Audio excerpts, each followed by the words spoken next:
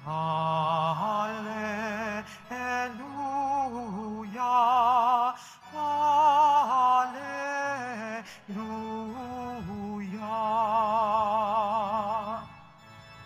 Espiritu'y magtuturo ng aral at pagtuturo ni Jesus nating guro. Alleluia, Alleluia,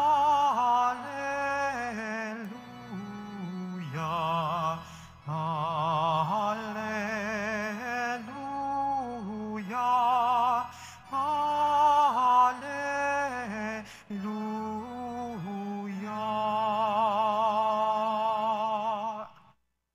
Sumainyo ang Panginoon. At sumairin. Ang mabuting balita ng Panginoon ayon kay San Juan. Papuri sa iyo, Panginoon. Nang muling napakita si Jesus sa mga alagad niya at nang makakain sila, tinanong ni Jesus si Simon Pedro, "Simon, anak ni Juan, iniibig mo ba ako ng higit kaysa mga ito?"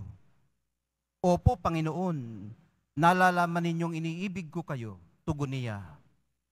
Sinabi sa kanya ni Jesus, "Pakanin mo ang aking mga batang tupa." Muli siyang tinanong ni Jesus, "Simon, anak ni Juan, iniibig mo ba ako?" Sumagot si Pedro, "Opo, Panginoon, nalalaman ninyong iniibig ko kayo." Ani Jesus, "Pangalagaan mo ang aking mga tupa." Pangatlong ulit na tinanong siya ni Jesus, "Simon, anak ni Juan, iniibig mo ba ako?"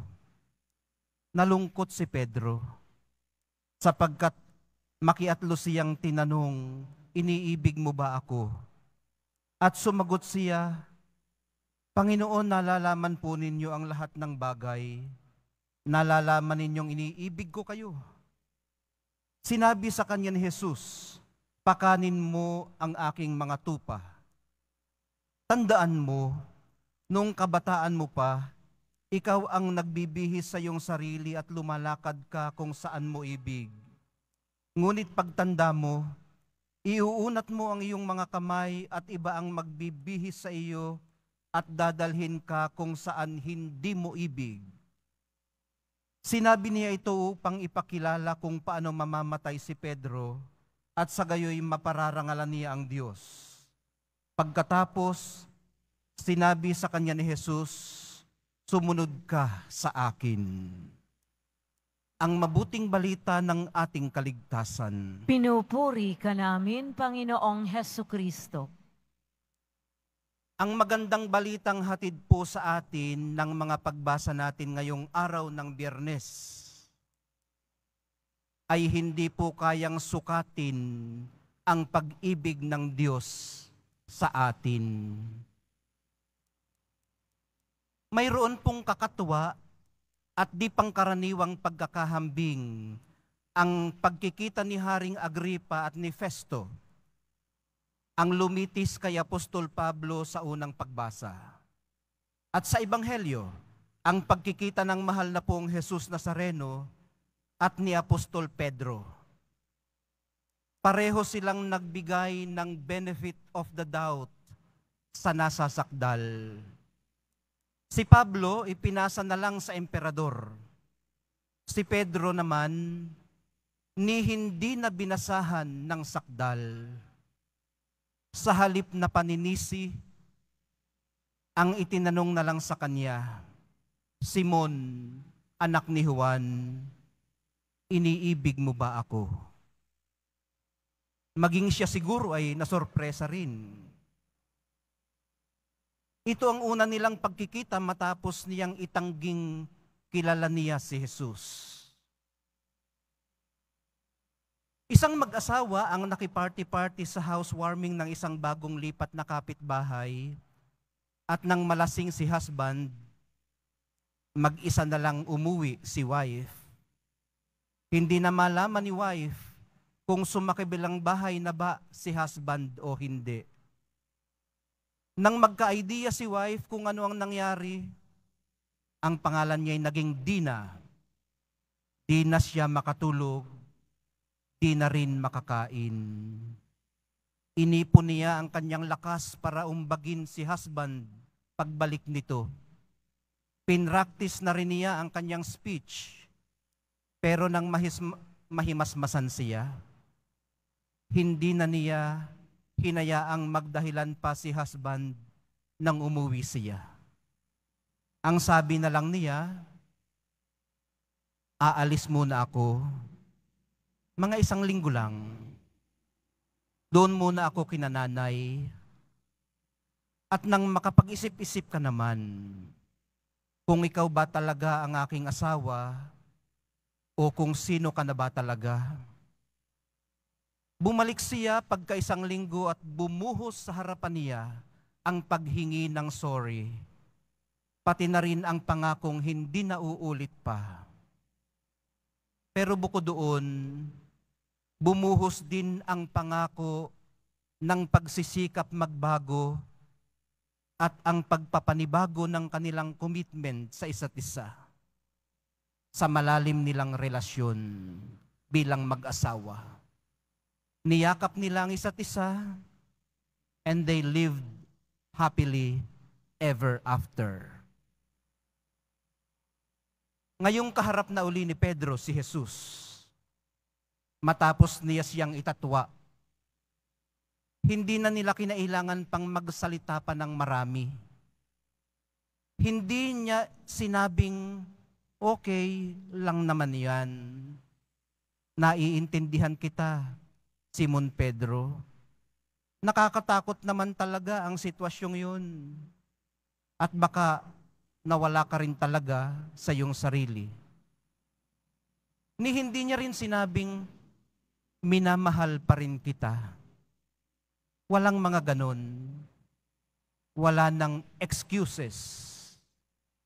Nag-move on na sila. Pero bago yun, tinanong niya si Pedro, minamahal mo ba ako?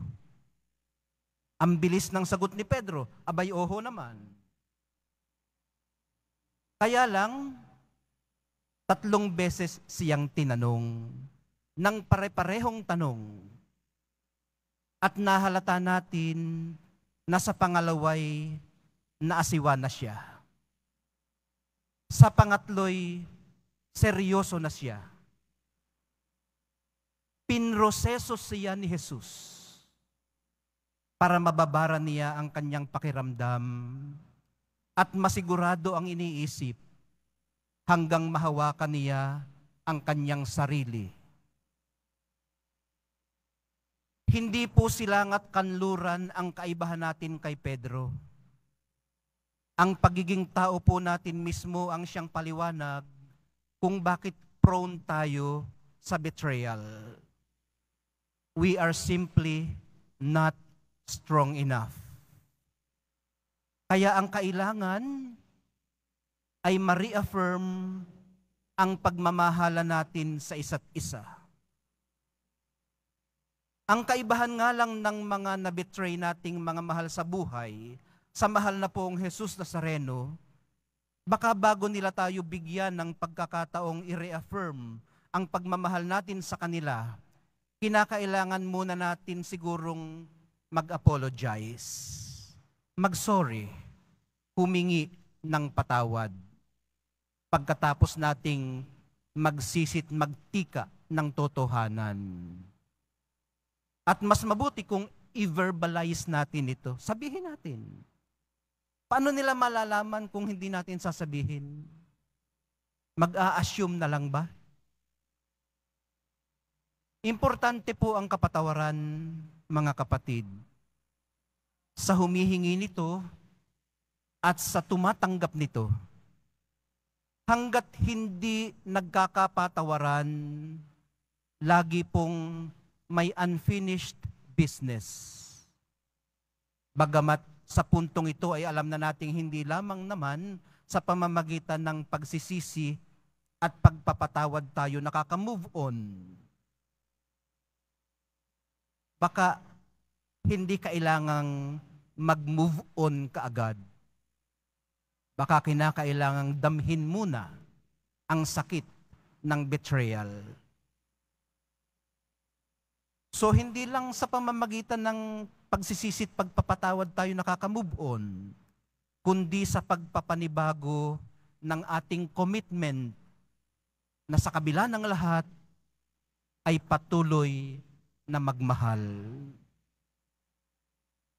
Sa pagpapatuloy po ng ating pagdalangin, minamahal kong mga kapatid, ilanlin nawa natin ang sarili nating pagkukulang sa pagiging matatag para tindigan ang ating bahagi sa relasyong ito ng pagmamahalan.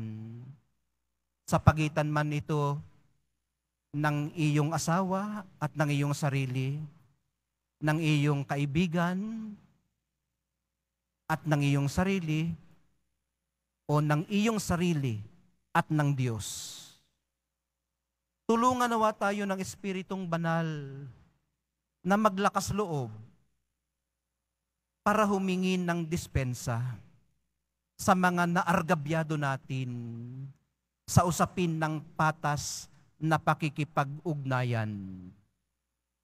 Palakasin nawa tayo ng banal na Eukaristiya para harapin ng may tapang ang ating mga itinatwa at tanggapin ng may kabukasan ang sukli nila sa ating kasalanan. Ang pagtingin sa atin ng walang panunumbat at paninisi. Mahal na poong Jesus Nazareno, maraming salamat po sa walang maliw ninyong pagmamahal.